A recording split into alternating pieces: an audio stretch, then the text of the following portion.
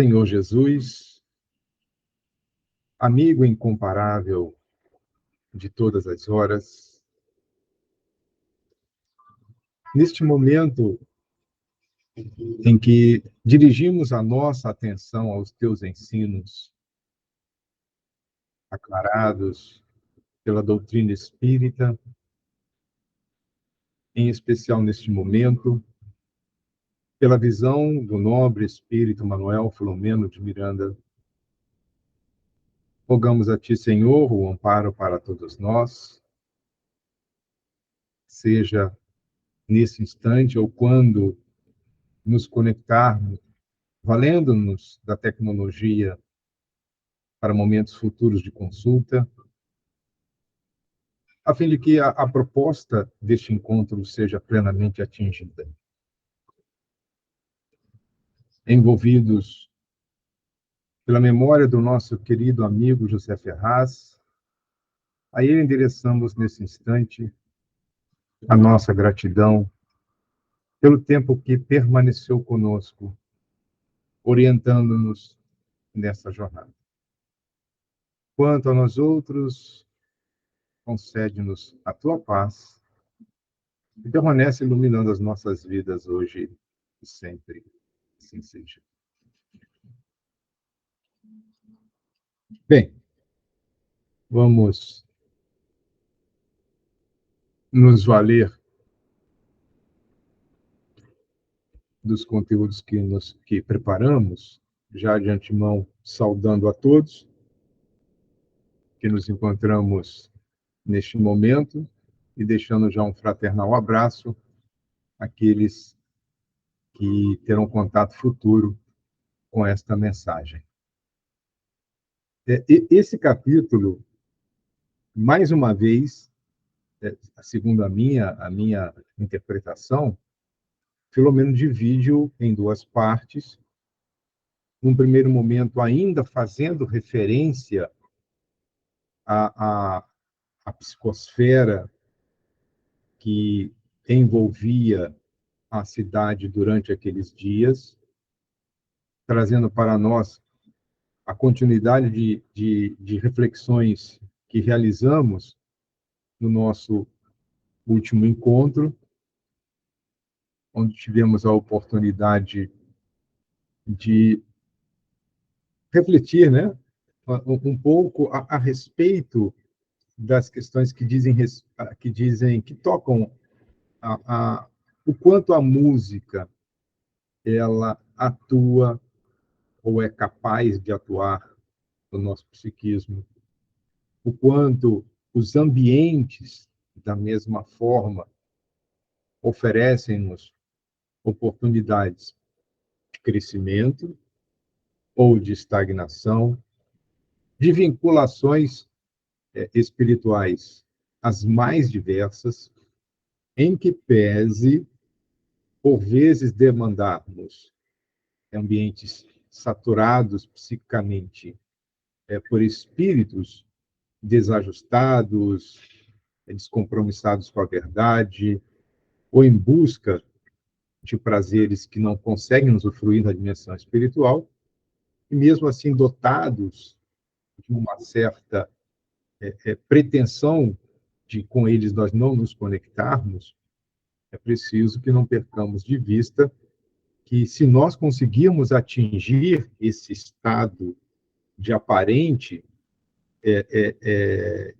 eu diria, imunologia psíquica, nós corremos o risco ainda de sermos atingidos por terceiros que venham a serem utilizados como vetores de uma agressão, de uma ofensa, buscando desestabilizar-nos ou nos atingir de alguma maneira.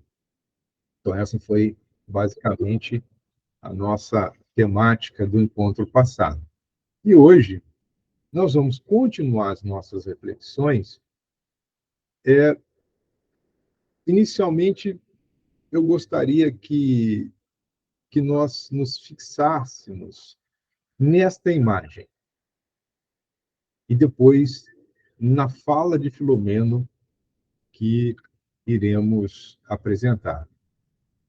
Vamos observar que nós estamos visualizando uma cidade emersa em uma espessa camada de nuvem, e esta nuvem, agora nós estamos fazendo uma análise da fala de Filomeno.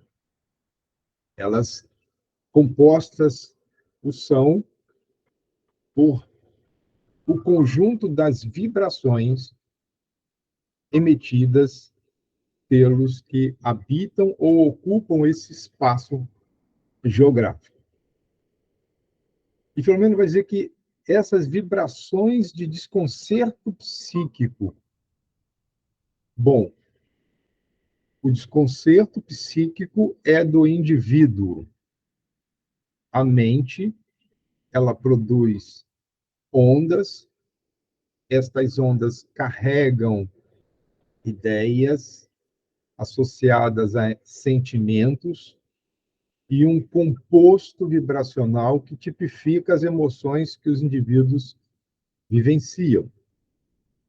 Então, vamos observar que durante o período carnavalesco, e poderíamos também associar durante o período dos grandes eventos, sejam eles esportivos, sejam eles musicais, a depender da qualidade mental dos indivíduos que lá estejam, a atmosfera psíquica fica saturada de vibrações de natureza negativa. Se é que assim nós podemos nos expressar para a melhor compreensão de todos. Porque uma vibração, ela na verdade, ela conduz uma frequência.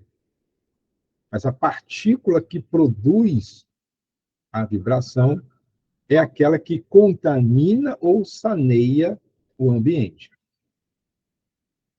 E Filomeno vai dizer: as condensações que pairavam no ar pela densidade pastosa, escura, causavam-nos mal-estar. Ele vai usar o termo plural, porque Filomeno estava acompanhando o doutor Bezerra de Menezes e sua equipe no deslocamento do centro para onde convergiam as orações até o hospital psiquiátrico, que era o destino final da jornada desse grupo, naquele momento, ou o objetivo primordial da prece, que chega com muita intensidade até este mesmo centro de controle das orações. E a psicosfera, portanto, ela tinha essa característica pastosa, escura, é muito semelhante a, imaginemos nós, se ela é pastosa, ela tem alguma, vamos dizer assim, eu vou além da expressão da densidade, né? Porque uma fumaça densa, por exemplo, de um incêndio, nós conseguimos perceber não somente o desconforto respiratório, mas a gente chega a sentir as partículas que foram desagregadas da fonte primeira, combustível, e elas ficam soltas no ar. Agora, imaginemos essas partículas dispersas, de alguma forma agregadas, formando um quê de um visgo, né? Aquelas gelecas de criança que a gente estica, né? Fica como que meio transparente. Imaginemos aquilo gravitando no entorno de cada um de nós, e nós, né, em contato direto, e lembrando que o perispírito ele tem, dentre uma de suas propriedades, a porosidade. Então, o processo de absorção e de excreção do meio também acontece por essa propriedade. O que de desconforto e mal-estar não estariam esses espíritos a experimentar? né, acostumados com um ambiente de melhor saturação psíquica. E aí, Filomeno continua: a aspiração do nevoeiro pelos homens, sem dúvida, produzia compreensíveis transtornos emocionais, a prazo mais dilatado, com efeitos orgânicos. Dá para nós percebermos que não é de nos assustar que, ao findar de um período dessa natureza, muitos indivíduos manifestem estados de desconforto na sua saúde. Via de regra, né, aqui em Salvador, existe um surto viral pós-carnaval, e até antigamente, eu me lembro, até bem pouco tempo, né, já de alguns anos, nem eu nem minha esposa frequentamos mais os circuitos, graças ao bom Deus. Mas até bem pouco tempo ouvia-se falar na gripe, dava até nomes, ou nome de música, seja lá o que for. Então, esses efeitos dilatados no campo orgânico é o reflexo dos processos que, obrigatoriamente, por estarmos em ambientes dessa natureza, nós passamos a sofrer. Então, temos uma troca psíquica, troca energética, troca de fluidos. Ah, mas eu não abracei ninguém. Não precisa abraçar a ninguém. O que vai acontecer é que estaremos em contato com essa atmosfera psíquica que, pelas propriedades do nosso corpo espiritual, absorvem partículas que encontram sintonia com os objetivos que fazem com que nós nos façamos presentes nessas localidades. Não. Aí fica a pergunta: esta é a imagem que a maioria de nós observamos? Pessoas buscando o entretenimento ou a extravasão do conjunto dos estresses, das decepções ou das ansiedades vivenciadas no decorrer de um período de tempo anterior e, de alguma forma, pelo estado mental em que se encontram, pelo nível evolutivo em que estagiam, demandam esses ambientes para extravasar. Aqui não é nenhuma condenação, é o entendimento do o estágio evolutivo de cada um. Mas isso é o que nós observamos. Essa é uma imagem produzida por um aplicativo de inteligência artificial. Daí, eu também acho que não é muito inteligente, não, mas tudo bem. Tem rostos aí faltando expressões, enfim. Esqueçamos essa parte ainda das anomalias da, entre aspas, inteligência artificial. Então, está todo mundo sorrindo, todo mundo feliz. Mas o que é que existe por detrás disso? Por detrás, não. Concomitante a isso. O que é que chama a atenção de todos nós? Primeiro é essa nuvem espessa. Esta é a visão do mundo espiritual. É algo que envolve como se fosse um festival de horrores. Porque os espíritos que estão presentes, em que pese essas figuras, né, projetadas com o objetivo de não causar nenhum desconforto nos que participamos desse estudo, esses são os espíritos que estão ali, igualmente atraídos pela força psíquica do conjunto. As licenciosidades no campo da sexualidade, da drogadição, do consumo de alcoólicos, das conversações fúteis, do encontro de amigos de outrora, de existências transatas, em que buscavam ambientes semelhantes, mas agora se encontram em dimensões distintas. Então, são vinculações as mais variadas possíveis, né? Então, essa população invisível acentuadamente maior, ou seja, imaginemos que para cada encarnado, a título de comparação, nós teríamos 3 vezes mais o número de desencarnados. Então, a proporção de 1 para 3. Um encarnado, 3 desencarnados. Então, num desfile, num ambiente, por exemplo, de um circuito, né, onde caiba 2 a 3 milhões de foliões, nós teríamos cerca de 9 milhões de espíritos, né, que ainda não se despojaram das fortes sensações que experimentavam quando em vida. Muito semelhante a essa figura emblemática do zumbi.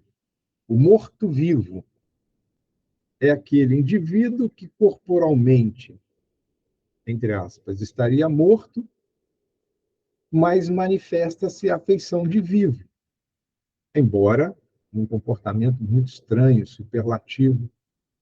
Então, nós temos uma população invisível, em número maior, buscando sensações que não podem usufruir na condição de desencarnado, porque ou eles não se percebem como desencarnados, não aceitam a condição de desencarnados, ou simplesmente, mesmo entendendo-se nessa condição, eles demandam para usufruir aquilo que nos é oferecido. E o oferecimento, ele é, infelizmente, proporcionado por aqueles que lá se encontram.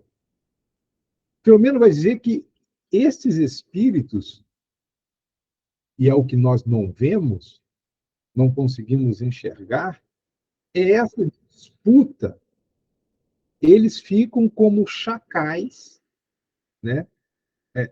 Chacal é uma espécie canina e ela se debruça sobre uma presa já abatida ou ataca em grupo e eles realmente disputam essa presa. E esses espíritos, muitos deles, brigam entre si em busca da sua vítima, a qual passa sobre esta vítima agir a afeição de um vampiro. E essas criaturas acabam, de uma maneira, seduzidas ou estimuladas, né, porque têm as suas sensações aguçadas, os seus desejos potencializados e tombam inermes, telecomandadas. E passam, então, a se comportar segundo as intenções primeira daqueles que conseguem obter o domínio momentâneo. Da mesma forma, o que a maioria não consegue perceber, e eu coloquei aqui a expressão o que não se vê, apenas para chamar a atenção. Há aqueles que veem a dimensão espiritual. E eu acredito que aqueles que veem devem ficar muito chocados com esse quadro. Mas a maioria não percebe esse estímulo da sensibilidade. A sensibilidade no sentido de que as sensações físicas, elas tendem a ser o objeto primeiro da busca.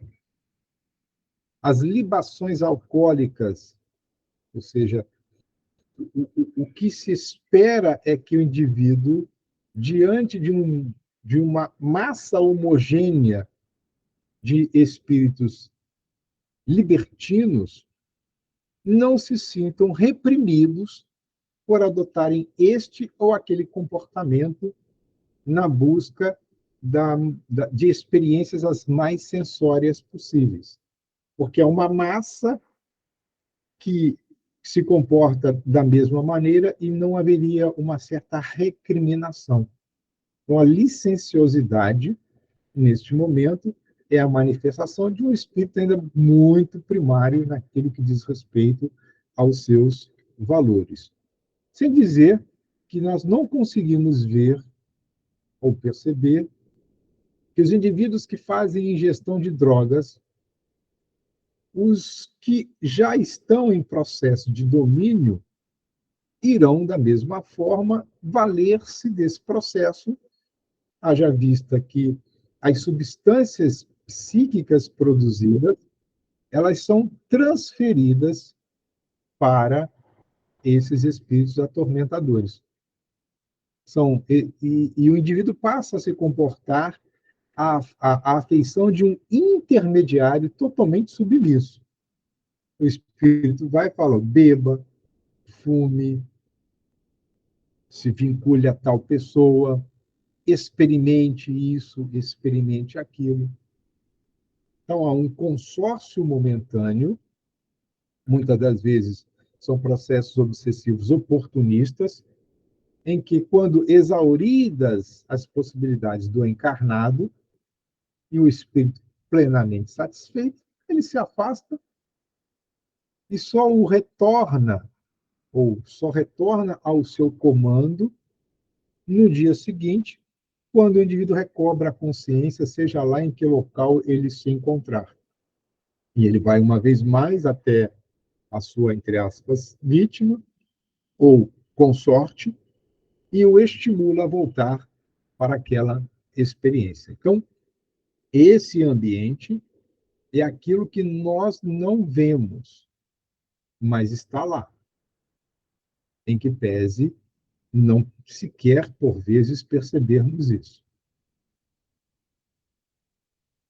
Filomeno, então, vai se deslocando agora para uma análise do porquê isso acontece,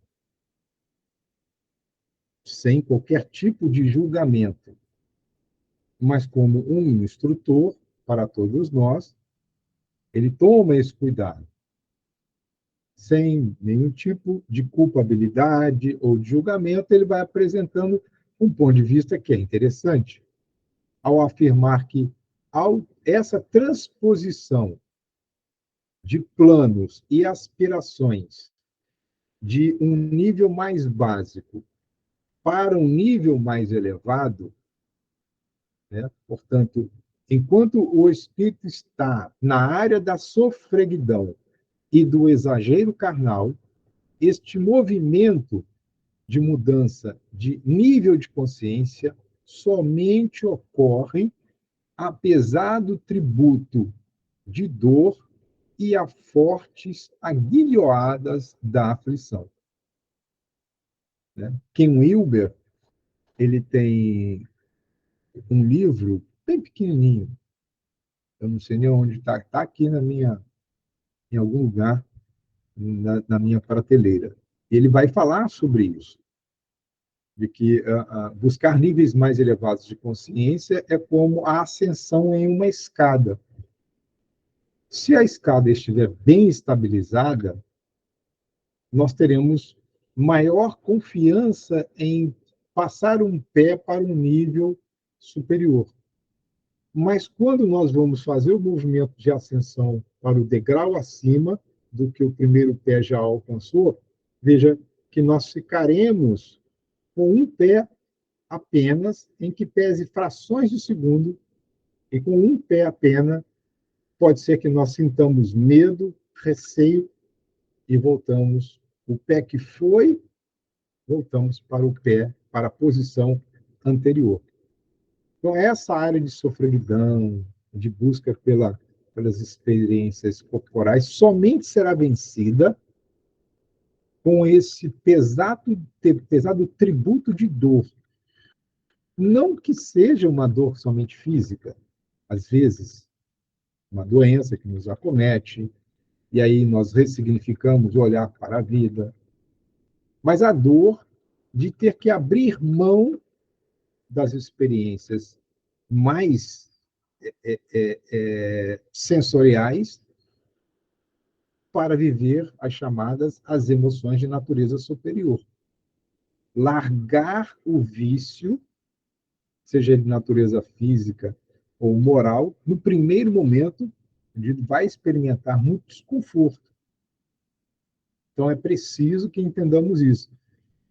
Nós talvez estivéssemos em encarnações passadas em situações semelhantes a estes que estão produzindo esses escândalos na atualidade, com encenações grotescas, de qualidade muito duvidosa e chocantes, que nos causam muito desconforto, haja vista a visão que, de alguma forma, nós já adquirimos. E olha que interessante essa outra colocação de Filomeno. Até agora, isso, olha, ele está falando da década de 70, a década de 80. Até agora, a conquista do belo, nós lemos que, acredito, não mudou muita coisa. Até agora, a conquista do belo e a liberação dos vícios tem sido desafio para os espíritos fortes que marcham à frente, despertando os que estão na retaguarda. Então, os espíritos que estão reencarnando e que estão se colocando de uma forma muito firme contra muita coisa que vem sendo divulgada como normal, como prazerosa, como, como um aspecto da busca pelo ser, esses espíritos são corajosos. E muito corajosos. Eu estou falando de espíritos encarnados. Mas os espíritos desencarnados, da mesma forma, eles precisam ter essa coragem, que é uma característica do espírito que já está na categoria espíritos bons para espíritos superiores. Porque a maioria ainda se encontra anestesiada na ilusão, aprisionada aos prazeres aliciantes e a destilar veneno. E chegar até estes espíritos e sensibilizá-los para adquirir um olhar diferente é uma tarefa desafiadora. Daí eu sempre faço esse recorte de o quanto é importante para o dialogador, doutrinador, seja lá o nome que queiramos dar, para que este tenha esta habilidade de desconstruir a ilusão na qual se encontra aquele espírito, o uso da palavra justa na medida certa, evitar colocações que afrontem a visão de mundo daquele espírito em um dado momento. Um espírito que é viciado nas coisas relacionadas à existência material, para que ele se desapegue desse vício, ele precisa ser sensibilizado primeiro para ser convencido depois. Porque se eu tentar convencê-lo sem antes sensibilizá-lo, ele pode ler aquela fala, ler no sentido de entendimento. E ele pode perceber que aquilo não passa apenas de um sistema de conversão. Uma conversão que lhe afronta, que lhe fere a forma como ele vê a vida. Então, há de haver sacrifícios e renúncias de nossa parte. E a pergunta é: a que estamos renunciando? E quais são os sacrifícios que estamos, da mesma forma, nos impondo? Não é uma questão de martírio, de autoflagelação. Não é isso. O sacrifício é o tempo. Como que eu vejo o meu futuro espiritual em relação ao meu momento presente? São questões muito mais profundas. Eu abro mão do quê para estar numa atividade que diminui o sofrimento do próximo? Eu abro mão de um domingo de sol, noite com os amigos, eu vou de madrugada acolher aos famintos. Então, eu estou abrindo mão do meu tempo e renunciando ao meu descanso e o meu sacrifício, eu considero válido, porque há alguém em sofrimento que vai ser por mim assistido. São várias reflexões. Então, Filomeno vai agora deslocando a construção da sua narrativa para a ambiência do hospital psiquiátrico. Essa imagem é de um hospital psiquiátrico na cidade de Nova York, já desativado. E ele vai falar agora sobre este ambiente. Embora os hospitais psiquiátricos ainda estejam em algumas localidades em funcionamento, aqueles hospitais psiquiátricos espíritas, eles têm uma outra dinâmica. Não se enquadraria em alguns aspectos, uma vez que a reforma psiquiátrica ou a reforma sanitária que ocorreu nos hospitais no Brasil a partir da década de 80, ela melhorou muito o que antes era tido como prática clínica ou prática de internamento. Então, vai dizer, Filomeno, vítimas e algozes de hoje, renovando os dramas do passado em que as personagens apenas mudaram de posição, mas não de sentimento nem de objetivos. Esse é o quadro espiritual observado no primeiro momento. Porque todo hospital tem por finalidade primeira acolher os doentes. Então, quem eram os doentes? Não eram só doentes da dimensão material. Havia os doentes da alma, encarnados, e os doentes da mente na condição de desencarnados. Alternância de posição. Agora, ambos estavam encarnados em um dado momento, um foi morto, o outro morreu, um foi traído, o outro morreu, o que foi traído morre primeiro, e essa pugna vem rompendo a linha do, ou vai, ela vai num contínuo na linha do tempo. E esses indivíduos não encontram a oportunidade do apaziguamento, da reconciliação, ou antes do apaziguamento, pelo arrependimento, que faculta a reconciliação em forma de perdão. Então, muda a posição, mas os sentimentos e os objetivos continuam os mesmos. Mas também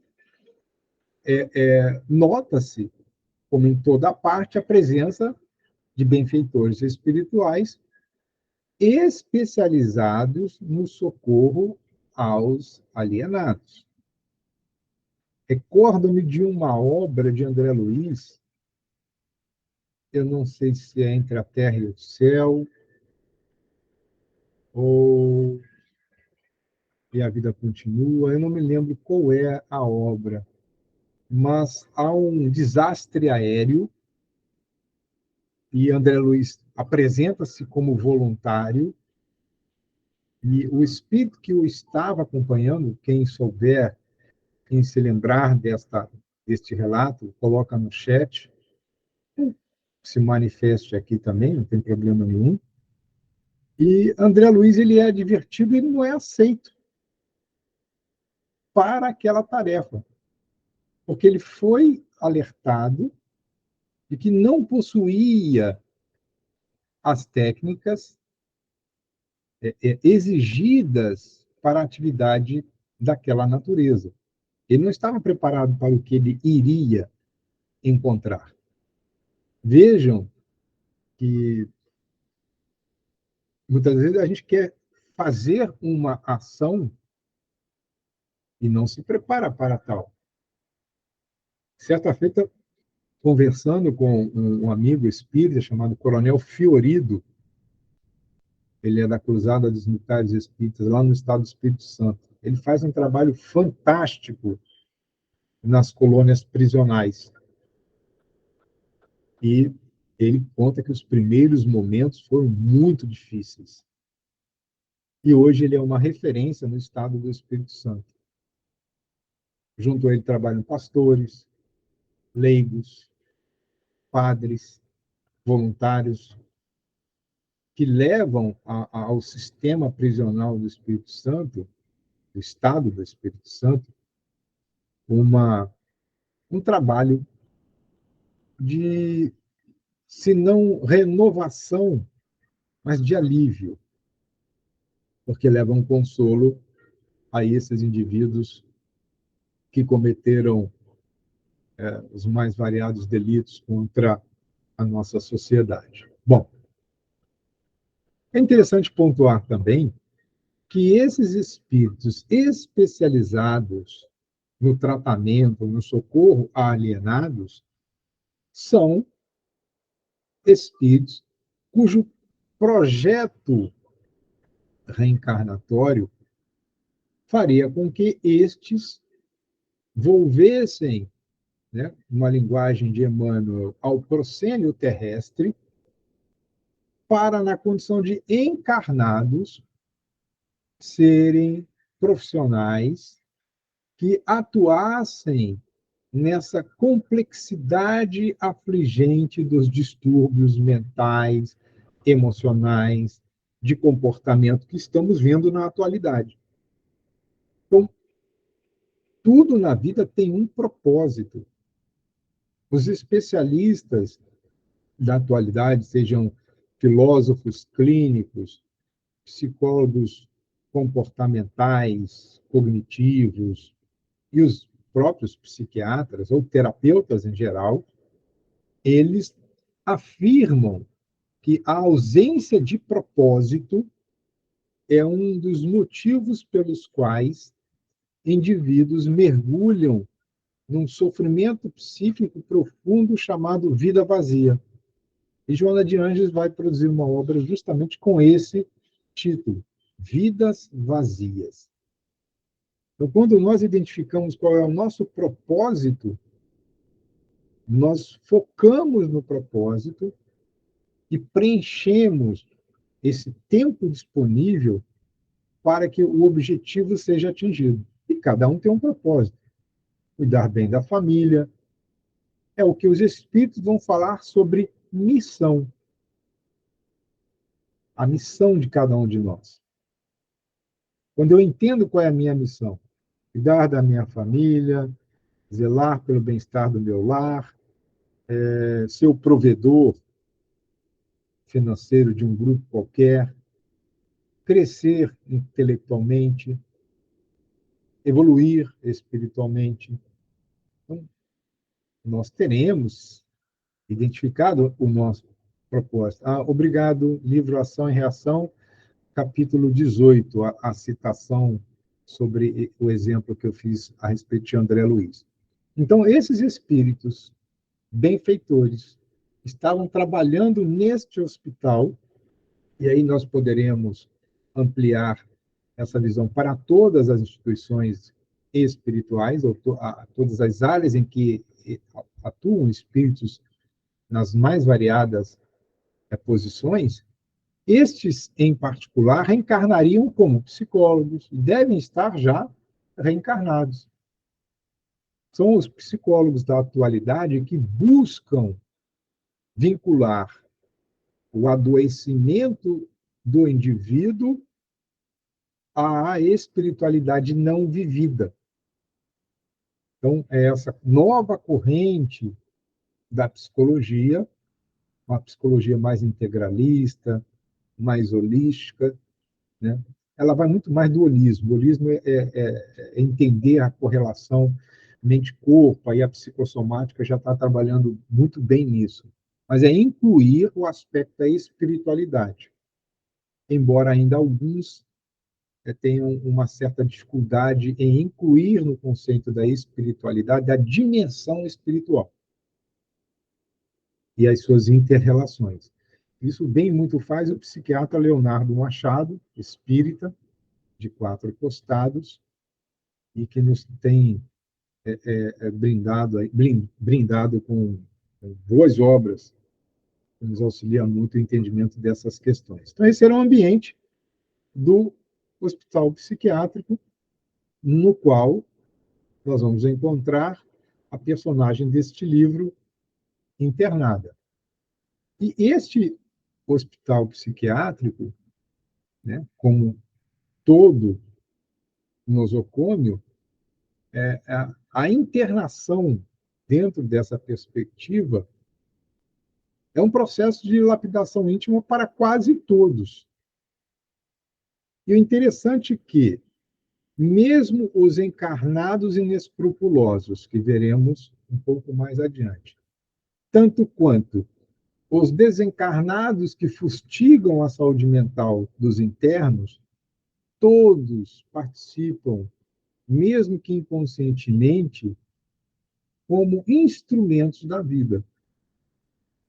A cada um segundo as suas obras, portanto, o mal que eu pratiquei a alguém, se eu não diluir esse mal praticado pelo bem, este indivíduo não verá em mim uma pessoa transformada e identificar-me-á em algum momento exigindo de mim o que um dia dele eu tirei ou usurpei. É um processo obsessivo, processo de adoecimento. Inclusive, esses dias eu estava vendo um vídeo curto, não, um short vídeo da Mansão do Caminho, em que Divaldo falava justamente sobre isso, nas questões das doenças chamadas autoimunes. A doença autoimune é de natureza expiatória. É uma agressão do corpo a si próprio. Não tem cura, mas ela pode ser controlada a partir da mudança de pensamentos, da prática meditativa, dos estados oracionais, da conversão para o bem. O estudo facilita aqueles possuidores de doenças autoimunes a melhorar a qualidade de vida ou até mesmo criar uma barreira impeditiva ao avanço. Ou, se não, o avanço total, pelo menos postergar o quanto possível essa progressão da manifestação dessa doença. Da mesma forma, o hospital psiquiátrico constitui-se um ambiente purgatorial. Portanto, também é uma função expiatória, em que os mais aptos progridem pela resignação e pela humildade. Se nós observarmos a obra que nós estudamos a respeito de Rafael, quando Rafael ele vai para o hospital dos lepropromos, dos leprosos, enquanto ele manteve seu estado de rebeldia íntima, ele não teve a cessação do progresso da sua doença. Mas quando ele se resigna e passa a ajudar, a doença cumpriu o seu papel expiatório. E ele como que purgou os seus erros praticados em existências anteriores. Então, esses mais aptos o são não por uma predileção divina, mas sim porque entenderam o processo. E muitos reencarnam já cônscios de que passarão pelo processo. E como ele teve a ajuda de uma enfermeira que lhe acolhe, um enfermeiro que lhe acolhe na condição de anjo tutelar encarnado, o seu processo de resignação e de transformação pela humildade foi mais fácil. Daí a importância de que os servidores da saúde, em qualquer nível profissional, em que se encontrem sejam agentes facilitadores da cura. Então, aqueles que trabalham na saúde são indivíduos que reencarnam com um propósito. Não é a progressão material, não é a projeção no meio acadêmico, tão somente. É um olhar diferente e, muitas das vezes, é a oportunidade que o indivíduo tem de se recuperar ante a lei. Eu acho que eu já contei para vocês um caso que consta num livro do Dr. Vitor Ronaldo Costa, já desencarnado, médico, espírita, tem lá os seus métodos respeitáveis, mas que são técnicas desenvolvidas por ele. Ele vai citar um jovem que ansiava por ser médico, cirurgião, ele passa no vestibular, só que quando ele entra nas aulas de anatomia prática, ao realizar os primeiros movimentos de dissecação de cadáveres, ele desmaiava. E os desmaios foram continuados, que ele quase desiste de realizar o seu sonho. Ele procura vários profissionais, não obtém êxito, até que ele é conduzido ao Dr. Vitor Ronaldo. Ele ouve a sua queixa, o seu relato, lhe propõe uma terapia, sobre ele é realizada a regressão de memória, e ele viu-se transitando pelo período de expansão do Império Romano na condição de alguém que ceifava a vida dos outros, enfiando a espada para finalizar a agressão inicial. E ele associava, porque já estava na instância superior da culpa, porque a culpa é o estágio em que o espírito reconhece-se como o agente causal de um mal qualquer, mas a culpa ela precisa ser superada a nível de consciência.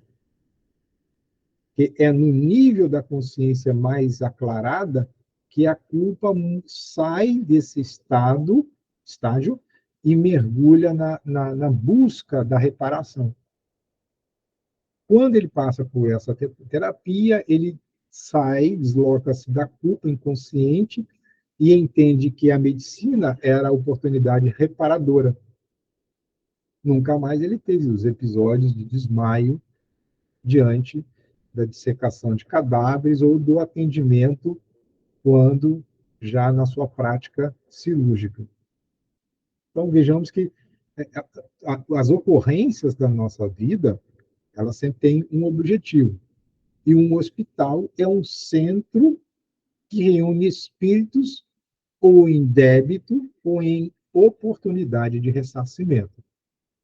Mas também esse hospital, ou todo hospital psiquiátrico, é uma função educadora, principalmente para os operadores da saúde, que é no desempenho da sua função, estes indivíduos aprendem servindo e amando.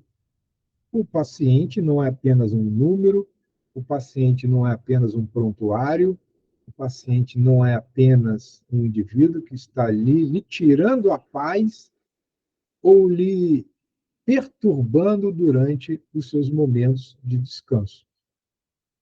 É uma oportunidade de aprendizado para todos. E, acima de tudo, um templo à caridade e à oração.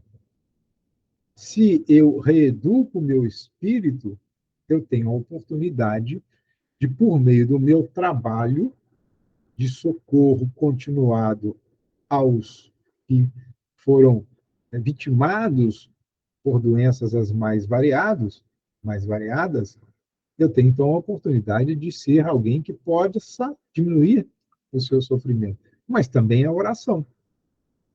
Porque a oração, ela não é somente a busca de Deus para que ele supra a capacidade de entendimento que nos falta na condição de médico. Não sou médico, só vou adiantando, estou apenas me apropriando do personagem. Porque há momentos em que o paciente chega numa condição que nós temos que pedir a Deus que seja feita a vontade dele e não a vontade do médico, da equipe ou da família. E tudo que tinha à disposição da ciência foi ali alocado. O que agora era um trabalho íntimo do indivíduo em relação aos seus compromissos ante a lei. Então, é uma forma de oração. Mas também o trabalho no bem é uma oração. Feliz é aquele profissional que entende esses aspectos multidimensionais de um hospital de natureza qualquer, mas em especial esses hospitais psiquiátricos ou as atuais a unidade CAPS, né? Centro de Apoio Psicossocial, de Atendimento Psicossocial. Se eu estiver equivocado, por favor, sintam-se à vontade para, para fazer as suas considerações. E Filomeno avança, portanto, e nos apresenta 3 faixas vibratórias. Na verdade, ele não elenca as 3. Essa foi uma divisão metodológica da minha parte.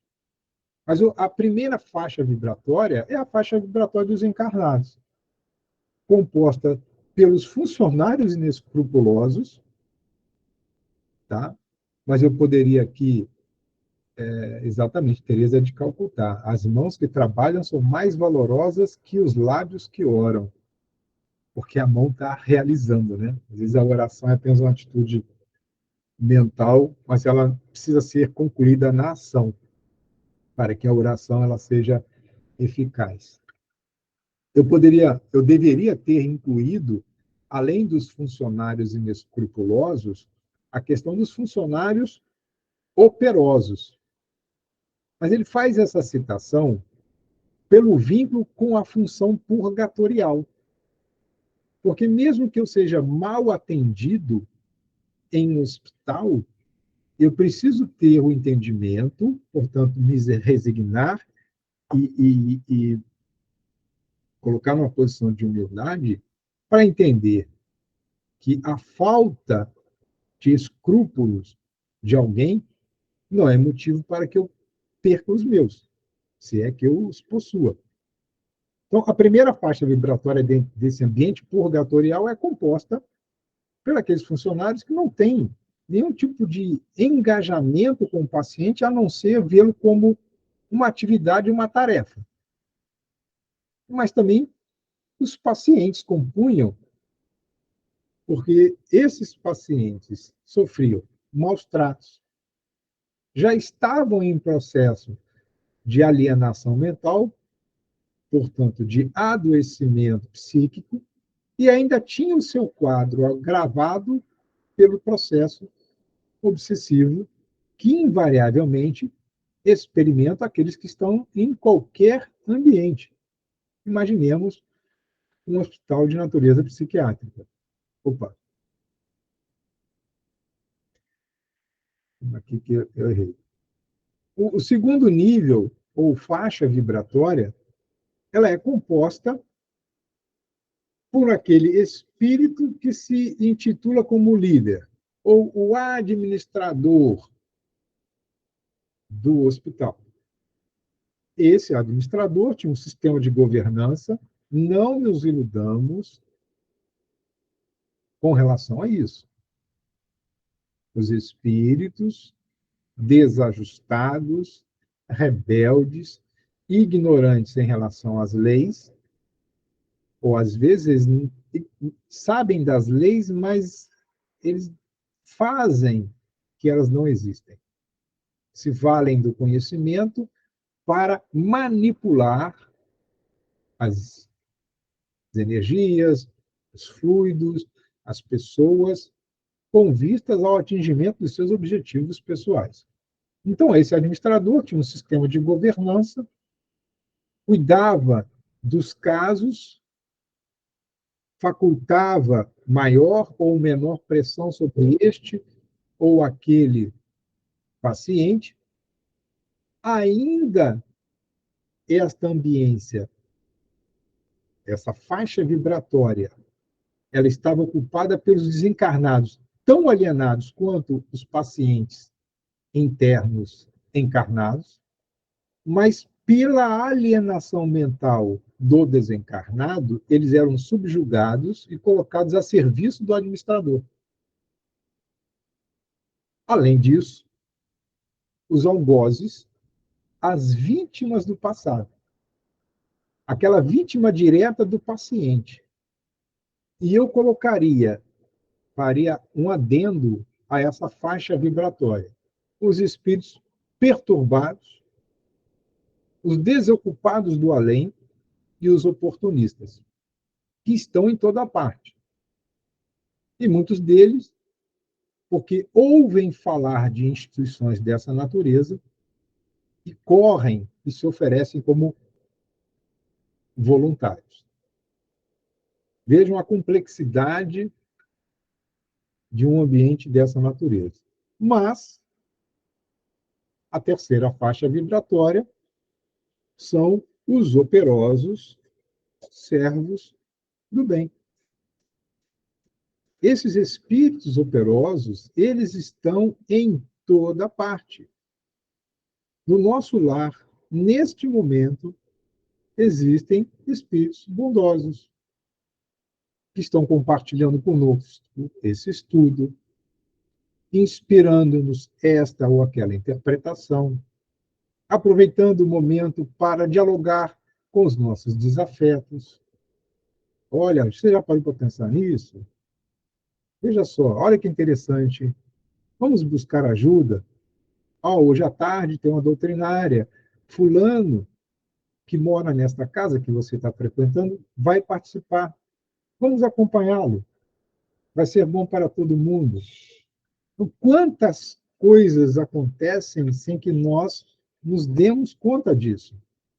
Daí a importância de que o estudo ele seja alongado para além da simples leitura ou da retenção de conteúdo. O estudo ele tem que ter uma parte reflexiva, porque será na reflexão, e quando nós estamos, por exemplo, num processo de reflexão, de pensamento continuado a respeito de uma ideia, nós estamos ativando o nosso córtex pré-frontal, que é o córtex é a área do cérebro que precisa ser desenvolvida para que os nossos processos intuitivos eles melhor sejam aproveitados. Se eu não reflito, eu não evoluo, eu não ativo determinadas conexões neurais, ou as chamadas redes neurais. Elas estão ali presentes. E o pior, eu não crio novas redes neurais.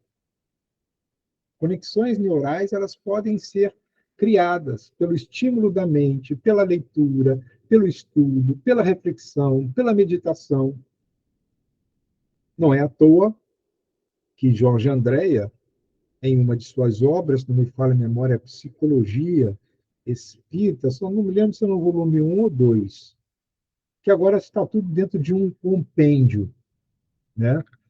Está dentro de um livro que lançaram recentemente, como se fosse a recuperação de todo o seu pensamento. Ele vai dizer que o homem do futuro será um homem muito intuitivo, porque ele será capaz de, diante de um estímulo cognitivo, ele produzir de per si as respostas para o enfrentamento de uma determinada situação adversa.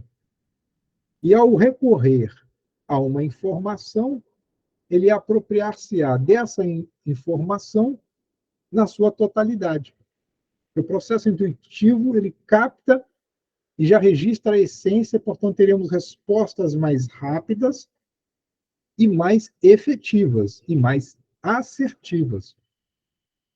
Isso caminha o indivíduo para um status de que o seu processo intuitivo supera o seu processo instintivo. Porque no estágio atual, a nossa humanidade ela é muito instintiva. Por isso estamos vivendo o que estamos vivendo. Daí é nos apresentada a paciente Julinda, uma jovem de 20 e poucos anos de idade, internada num ambiente em separado por conta dos recursos familiares, mas Filomeno, isso e a equipe da qual ele fazia parte, ao chegar no ambiente, no quarto de Julinda, encontra aquele ambiente também extremamente saturado, com presença de espíritos que não tinham nenhum tipo de vinculação direta com a interna, mas a simples presença desse espírito produzia nela desconforto, pela essa absorção inconsciente de fluidos, mas ela não estava ali por obra do acaso. O diretor espiritual apresenta Julinda como uma criatura irresponsável, moralmente falando, haja vista as suas escolhas. Então, a conduta dela, que deveria ter sido outra, durante a sua fase que antecedeu a internação, favoreceu-a a esse tipo de processo expiatório. Portanto, uma jovem de 25 anos, cujo quadro psiquiátrico relatado pelo dirigente espiritual da instituição, o doutor Arthur Figueiredo, era uma criatura diagnosticada com a psicose maníaco-depressiva. Então, dá claramente para que nós observemos que a condição dela é uma condição expiatória, onde ela consorciava a sua alienação mental a um processo obsessivo. E Filomena vai dizer que esse processo, tanto de alienação quanto de obsessão, as raízes disso tudo, elas estão fincadas ou muito bem ajustadas no seu inconsciente passado. Portanto, esse é um reflexo do que ela, de certa forma, semeou nas suas existências anteriores. Então, não há sofrimento gratuito. Deus é justo, Deus é bom. Deus é justo, Deus é bom. Mas vamos tecer algumas considerações a respeito da psicose maníaco-depressiva, não com o intuito de estudar a gênese ou as causas, que são muito variadas, as causas da psicose maníaco-depressiva. Mas vamos só recuperar na nossa memória alguns conceitos que nós já vimos no estudo do livro Grilhões Partidos, também em Tramas do Destino. O conceito de alienação mental, portanto, é o estado mental consequente a uma doença psíquica. Então, a doença psíquica, quando ela se manifesta de forma leve, ela não gera uma alienação mental. Mas se ela se agrava na linha do tempo e compromete os processos cognitivos, seja de forma temporária ou permanente, então, se eu tenho, quais são os processos cognitivos? A questão do pensamento, da memória, da o entendimento da realidade, tudo aquilo que diz respeito à forma com que eu me relaciono com os eventos que ocorrem no entorno de mim e com os indivíduos que estão no entorno de mim, se afetarem esse processo cognitivo, se for temporário, isso é recuperável. Se for permanente, é um adoecimento que requer um tratamento especializado e pode ser que ele seja irrecuperável. De tal forma isso acontece que torna o indivíduo incapaz de gerir a sua própria vida. Nós vimos lá em Grilhões Partidos a questão da jovem que foi acometida de uma violência obsessiva quando comemorava seus 15 anos, e ela passou por esse processo de alienação mental de caráter temporário. Mas enquanto ela esteve internada, ela teve o seu comprometimento cognitivo e uma incapacidade de conviver com a família. Daí o recolhimento a uma casa para tratamento especializado. Então, só reforçando, a alienação mental, ela pode ser temporária, meses, às vezes alguns anos, mas quanto mais tempo perdura, mais efeitos produz no nosso cérebro. Isso pode lesar áreas e comprometer a vida social em níveis os mais variados e profundos. A psicose é uma denominação comum de qualquer transtorno psíquico que é caracterizado pela distorção do indivíduo sobre a realidade. Então, se eu distorço a realidade, quando eu digo assim, fulano é meio psicótico, significa que a realidade que aquele indivíduo está enxergando, ou vivendo, ou interpretando, distorce da realidade de todos os que estão em seu derredor. Isso nos leva a uma reflexão a respeito da obsessão por fascinação. E daí porque o fascinado sempre vai buscar a companhia daqueles que comungam com a sua visão distorcida da realidade. Muitas das vezes, pode ser que o psicótico ele busque pessoas que se identifiquem com ele. Então, é uma denominação comum. Aí ela vai ter as suas mais variadas classificações, que não é o objetivo do nosso encontro.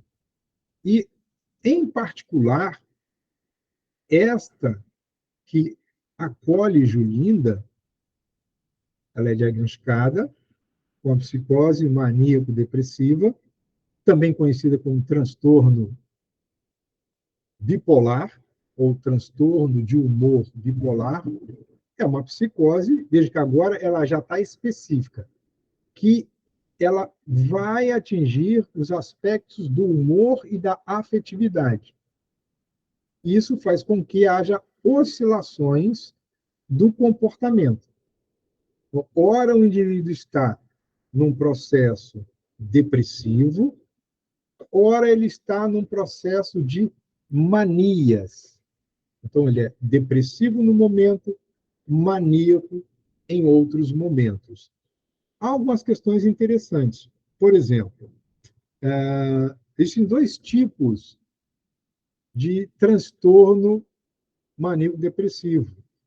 O transtorno bipolar tipo 1 e o transtorno bipolar tipo 2. O tipo 1, ele é na fase depressiva maníaca, ou chamado o episódios maníacos episódios depressivos maiores. Então, você tem uma baixa no seu humor e, antecedendo a essa baixa no humor, você tem um episódio maníaco.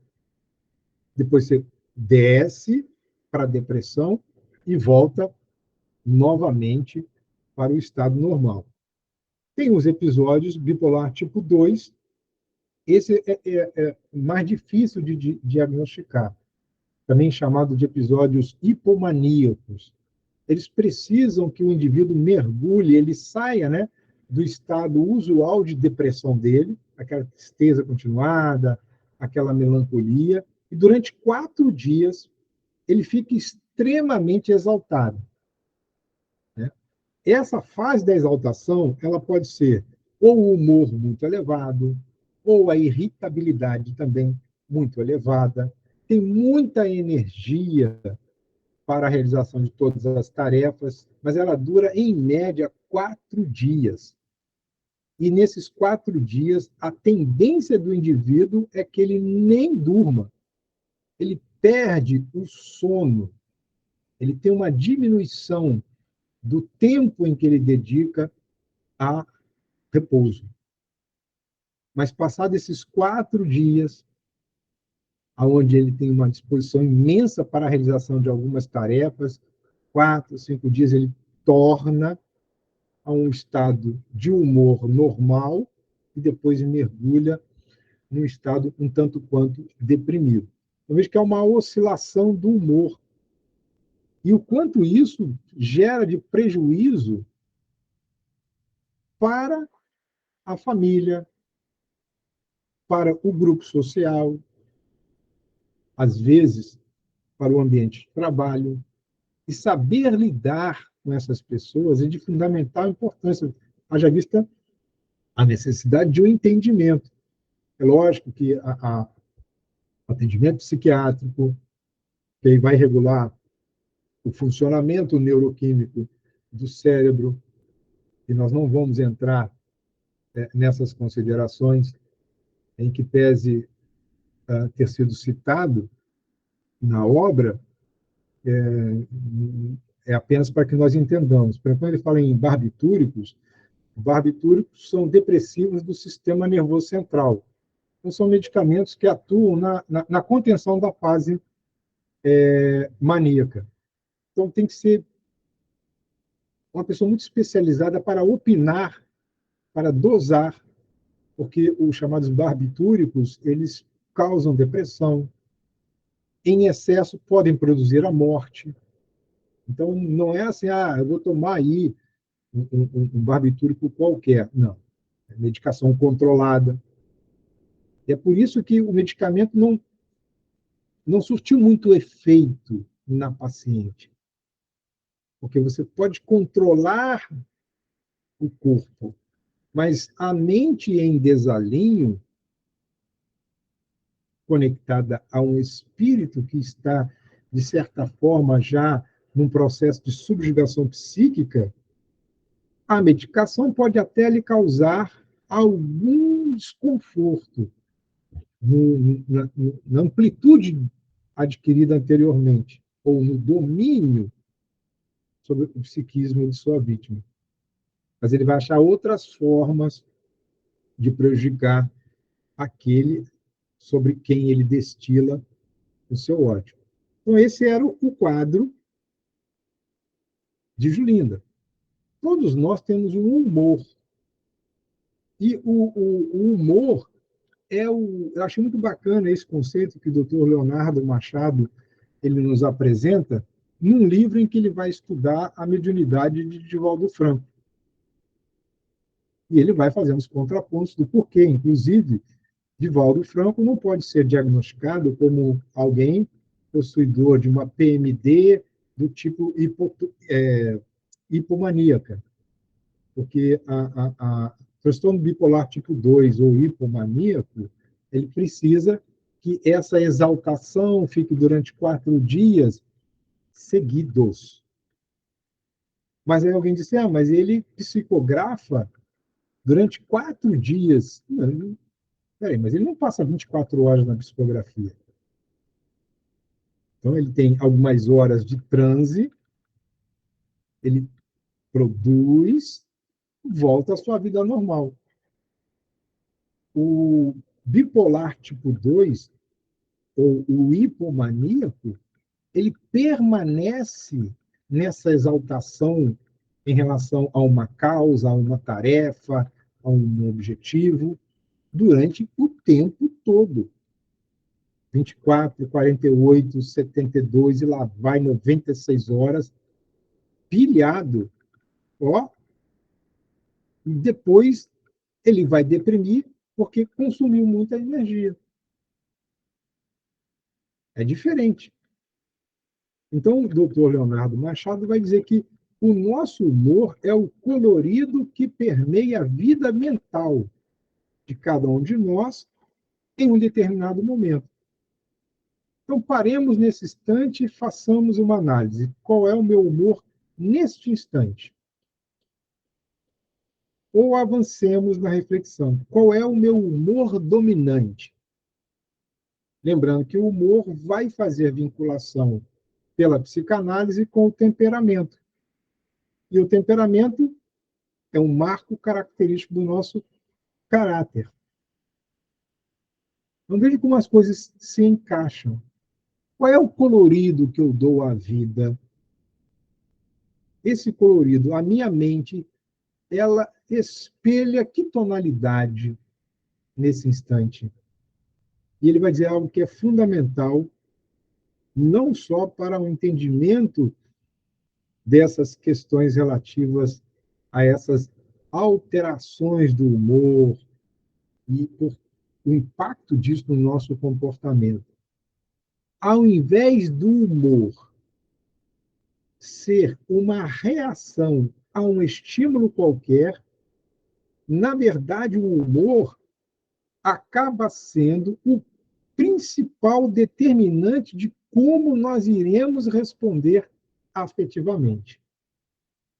Então, a emoção que oferecemos diante de um estímulo, ela é resultante do nosso estado de humor. Porque se eu estiver mal-humorado e não perceber que esse mau humor é um estado normal, ou ele exaltou em algum momento, ou ele deprimiu em algum momento para que esse mau humor se manifestasse, a resposta afetiva ela estará apenas sinalizando o que sou. Estou falando, você é mal-humorado. É diferente alguém dizer assim, poxa, hoje você está mal-humorado.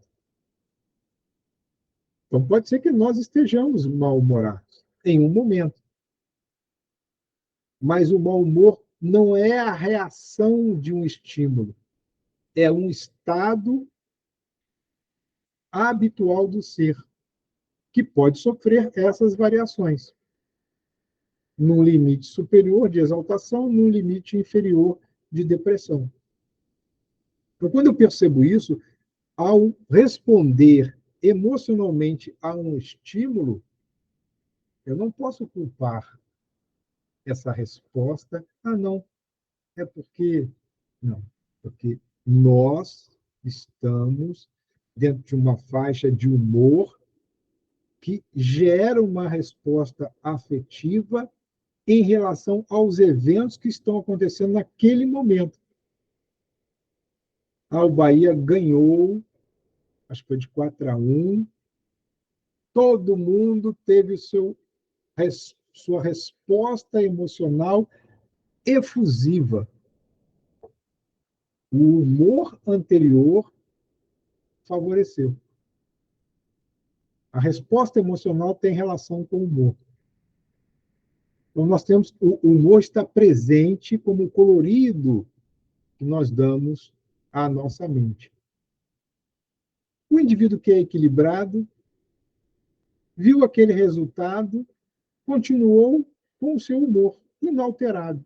Não se exaltou nem deprimiu. Ele está uma pessoa equilibrada. Ficou feliz, contente com o resultado. Está aí na primeira divisão. O ano que vem vai ter partidas com vitória, vai gerar memes. Mas a vida dele continuou, a cor, o colorido da sua mente não se alterou por um evento. Continuou, talvez aquelas coisas ganharam mais intensidade e voltaram à sua normalidade. Imaginemos as pessoas que sofrem essas variações de humor.